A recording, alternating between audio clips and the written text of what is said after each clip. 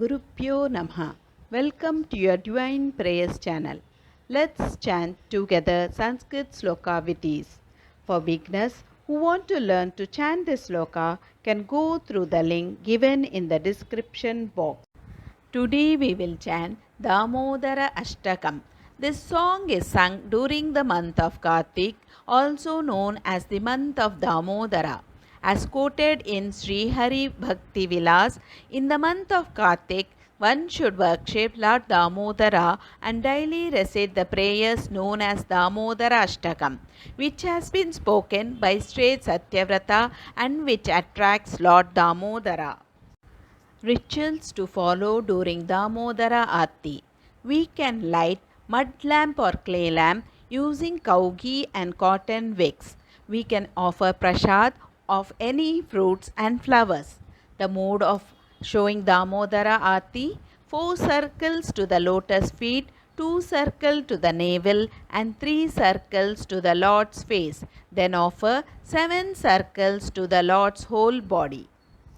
नमामीश्वरं सच्चिदानन्दरूपं लसत्कुण्डलं गोकुले व्राजमानं यशोधाभियोलुकलाधावमानं परामृष्टमत्यं ततो धृत्य गोप्या रुदन्तं मुहुर्नेत्रयुग्मं मृजन्तं कराम्बोजयुग्मं मेन सातङ्कनेत्रं मुहुस्वासकम्पतिरेकाङ्ककण्ठ स्थितग्रैव दामोदरं भक्तिबद्धम् इति दृक्स्वलीलाभिरानन्दकुण्ठे स्वघोषं निमज्जन्तमाख्यापयन्तं तदीयेषितज्ञेषु भक्तैजितत्वं पुनः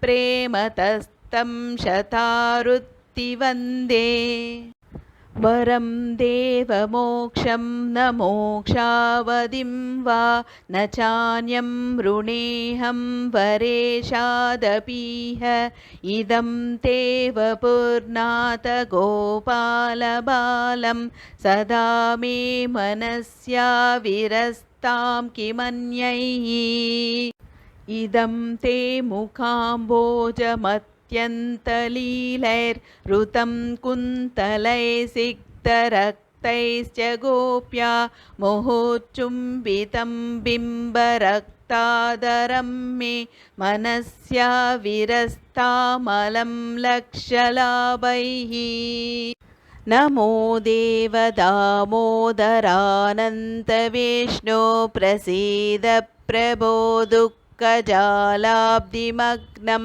कृपादृष्टिरुष्ट्यादिदीनं बतानु गृहानेश मामग्न्यमेद्यशिदृश्यः कुबेरात्मजौ बद्धमूर्त्यैव यद्वत् त्वया मोचितौ भक्तिभाजौ कृतौ च तदा प्रेमभक्तिं स्वकामे प्रयच्छ न मोक्षे गृहो मेऽस्ति दामोदरेह नमस्तेऽस्तु दाम्ने स्फुरद्दीप्तिदाम्ने त्वदीयोदरायात विश्वस्य दाम्ने नमो राधिकायै त्वदीयप्रियायै नमोऽनन्तलीलाय देवाय तुभ्यम् यदक्षरपदभ्रष्टं मात्राहीनं तु यद्भवेत् तत्सर्वं क्षम्यतां देव श्रीकृष्ण नमोऽस्तु ते विसर्गबिन्दुमात्राणि पदपादाक्षराणि च न्यूनानि चातिरिक्तानि क्षमस्व श्रीकृष्ण अन्यथा शरणं नास्ति त्वमेव शरणं मम तस्मात् कारुण्यभावेन रक्ष रक्ष Shri Krishna. Let's chant together Hare Krishna Maha Mantra 3 times for the welfare of all living beings. Hare Krishna